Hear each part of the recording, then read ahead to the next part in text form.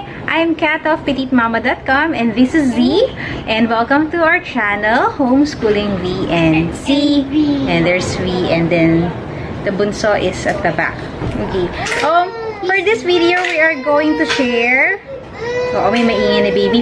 We are going to share with you kung paano ako nagpaplano ng aming mga lesson plans for homeschool. V is in grade 2 and Z is turning 3 in a few weeks. So, welcome to our homeschool world! Okay, so there are different ways to plan your homeschool, to schedule your lesson plans. So in this video, I'm just gonna share with you kung ano yung nag-work para sa amin. At ano yung siguro some tips on how I do it. Just a little background if you're new to my channel. I am a homeschool mom of 3 kids. I have V, who is in grade 2, Z, who is turning 3 in a few weeks, and we have started pre-K on her, and then the bunso is I, who just turned 1 year old. Okay, so V is enrolled in a homeschool provider. It's our 3rd year with Peniel. So I have here his curriculum roadmap for the different subjects that he has. He has 8 subjects from the provider, and I added another subject for him this school year. I've added religion kasi before ano lang yung sporadic lang yung pagtuturo ng religion, but I have decided to add it this year. So, 9 subjects siya for this school year. Okay. So, ito yung gagamitin ko, the curriculum roadmap from the provider. And then, I have here my lesson curriculum planner. Lesson planner. Hindi ko pa siya na-ring bind eh. So, ito, this is my daily lesson planner and records. I have downloaded this. I bought this from Erica of Confessions of a Homeschooler. I think I bought it for $7.99 or $7.95 US dollars. Yan, bit-bit ko na yung baby. So, usually, I make my own planner. Pero, for my sanity's sake, saka, hindi na ako nagkakaroon ng, oh yes. Yes, you see the camera. Wala na masyadong progress yung ginagawa ko for a few days. I've decided na, sige, I'll just purchase one from Confessions of a Homeschooler. Kasi ang kagandahan naman sa kanya, even if ngayon ko lang din-download, pwede ko pa siya magamit in the coming years kasi wala siyang date na nakalagay. So, pwede ko siyang i-reprint. So, worth it naman. Next is just a run-through of the lesson planner that I have from Confessions of a Homeschooler. Hindi ko na din-download lahat.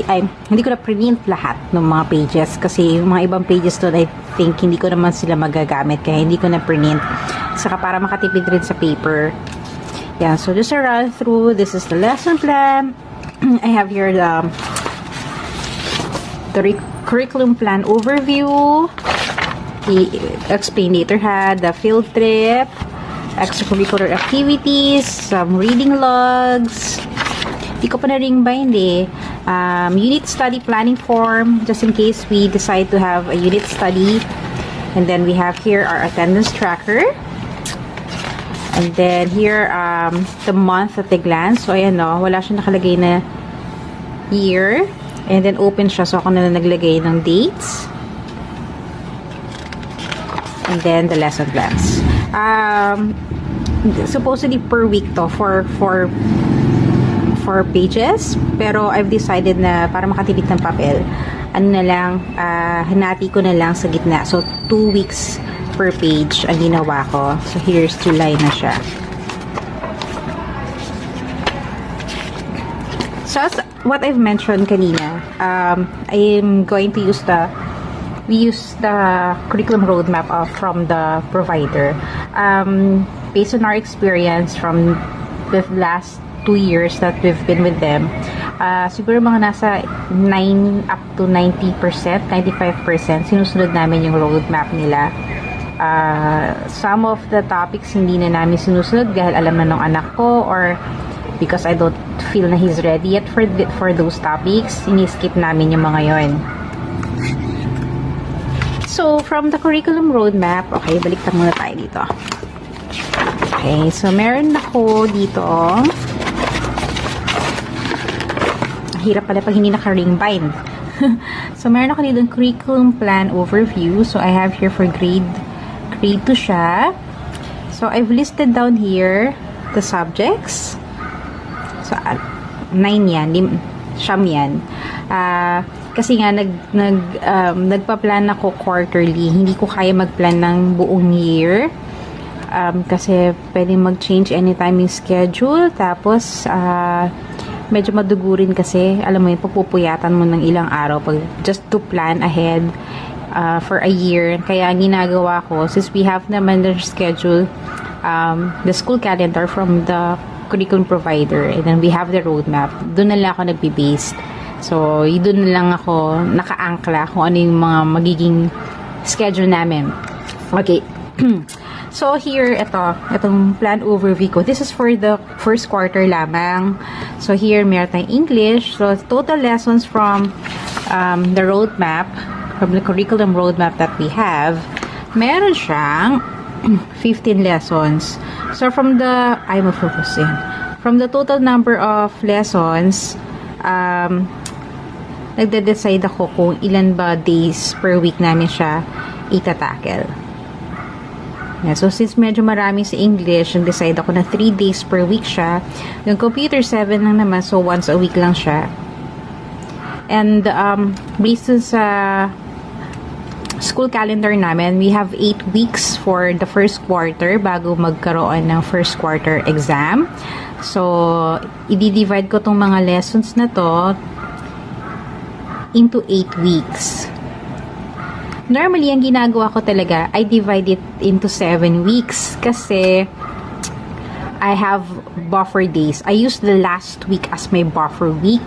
So, yun yung parang catch-up days namin. Just in case na merong batang magkasakit or meron kaming biglaang errand na kailangan gawin, kailangan mabas, hindi kami makapag-homeschool for that particular week or for that particular day. Doon namin gagawin siya sa buffer week namin. Okay na. So, the total number of lessons, and then, dinicide ko kung ilang days per week. So, for this quarter, meron kaming 3 times a week yung math and English, and then twice a week yung Filipino and MAPE. And then, the rest of the subjects are once a week. So, from that, this is our schedule. Yan. Since Monday, medyo madugo pa kasi ang Monday for me kasi I have a part-time work. So, Monday is a very stressful day for me. Kaya, I've decided not to have lang English, religion, and CBK. So, parang he can do independent learning for these subjects. Tapos, nilagay ko na lang yung medyo kailangan na mas matinding explanation. Like, Filipino, science, math, computer, yan, na mga ganyang subjects. Sa ibang days ko sila nilagay. Para at least hindi masyadong mabigat for me. So, kailangan mo rin kasi yung schedule mo as a nanay, especially like as wala naman kaming helper. So, lahat ng kailangan gawin sa bahay, you factor it in sa pag-decide mo, sa pagpa-plan mo ng pagsaschedule ng iyong lesson plans. So, for in a glance, for the month, ganyan ang ginagawa ko. Nilalagay ko na kung if in case may kailangan kaming gawing field trip, naka-plot na siya. Naka-plot rin siya dun sa field trip form sa taas kanina. So, for July, like this one, ay naka-plot na siya kung kailan yung field trip namin, and then kailan kami walang homeschool, kasi mayroon special occasion. Ayan, naka-plot na siya. So, once I've plotted na kung yung mga days na wala kami, hindi kami mag-homeschool, that's when I start distributing the lessons per week. So, ayan o. Ang ginawa ko dito, since open nga, diba? Open yung calendar. Itong from Confessions of a Homeschooler. Ayan. So, nilagay ko yung mga days. Yan, June 18, June 19, June 20. And then, subjects dito. Since 3 subjects hindi kami, and at paulit-ulit is English and Math. So, and Filipino. So, English, Math, Filipino, and then other subject dito. So, that would include religion, social science, and then, ayan o. English, Maths for the second week, and ulit. Ayan. Para mas madali ko makita. Nagkamali na ako ng pag-write dito. Yeah, so for English, for last week, Monday, June 18, his lessons are on road signs and polite expressions. And then, the next day, Tuesday naman, for math is for understanding value. And then, he had exercises for math dito the next days. Tapos, kapag natapos na yung bawat lesson, hina-highlight ko na lang para at least alam ko kung ano yung natapos na namin. Kasi minsan, kasi we used pre-love books eh. So, minsan hindi siya sabay do sa roadmap na meron. So, hinahanap ko pa kung meron bang lessons na dun sa meron kaming textbook na applicable doon. So, naghahanap pa ako. Pag hindi siya, wala akong makita at kailangan ko na siyang i-discuss, ginagawa ko, I skip it muna. Para, tapos, kung ano yung meron available, yun yung munang dinidiscuss namin. For example, ito. Na-highlight ko kanina, mali yan eh. Kinds of sentences. Hindi pa kami nag-quiz dyan. Kasi hindi pa namin natapos yung kinds of sentences last week. Ito, kasi yung sa book na meron siya, dalawang declarative and interrogative lang yung meron siya doon ng kinds of sentences. So, we had to catch up today para magawa naman yung the 2 other types of sentences, the imperative and the exclamatory. So, we caught up with the 2 other types of sentences kanina. And then, prepositions, di namin siya na-discuss kasi na-miss out ko to, hindi pala ako nakapag-print. Dito, prepositions, akala ko nagawa ko na no Friday. Hindi pa pala. So, we're skipping that and we'll do that next Wednesday. Wednesday is the next schedule. And then, nauna yung spelling quiz namin, which is supposedly dapat sa Wednesday pa. So, nauna siya. So, ayan. So, I highlight kung ano yung natatapos namin. Yeah. So, at kahit naka-plot na siya, pwede mo pa rin siyang i-jumble-jumble. Alam mo yun. Depende yun sa family mo eh. Kung ano, nasa nahihirapan, ganyan. Sa tingin mo, hindi pa akma yung subject para sa kanya or nahihirapan siya for today. Pwede naman i-adjust.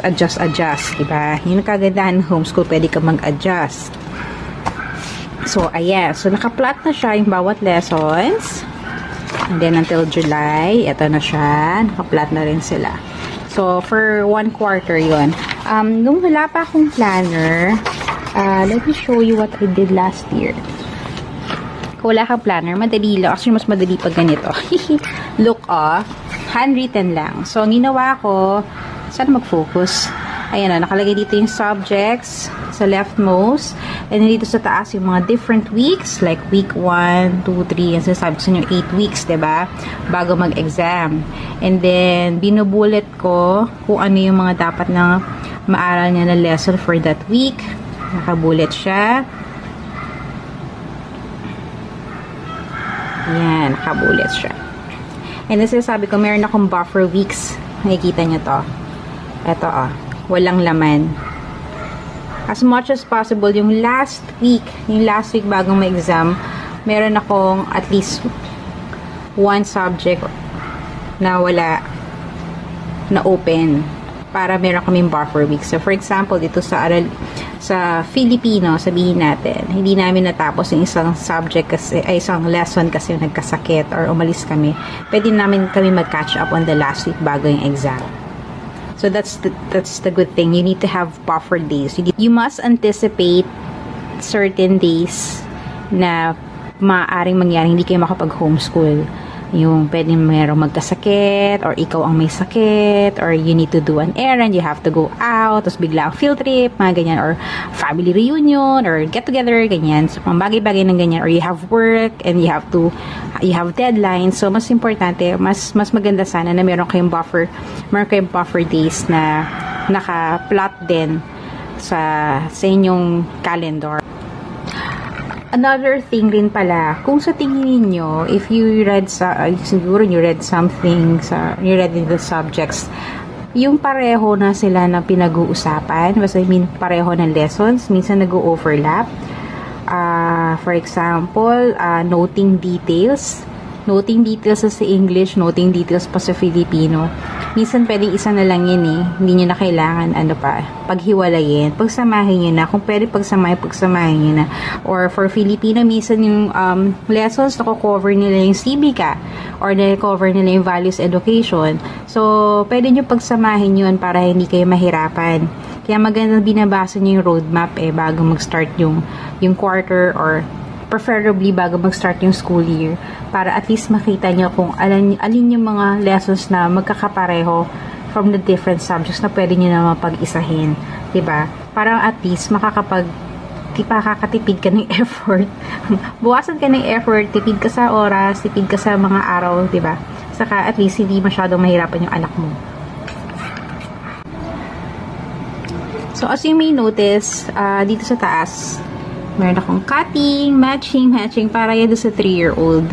Yan lang naman ang kanyang her curriculum is still a work in progress.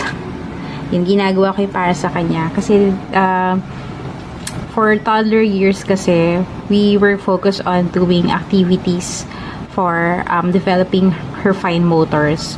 And this school year, mag-a-add na ako ng ibang mga skills like yung cutting and matching, doing colors, identifying colors, basic math, and then eventually kung kaya na and she's ready, we'll touch on the alphabet and phonics. Yan, kaya nakikita niyo sa taas. Meron yun. For the 3-year-old yan. She's work in progress pa yung curriculum niya.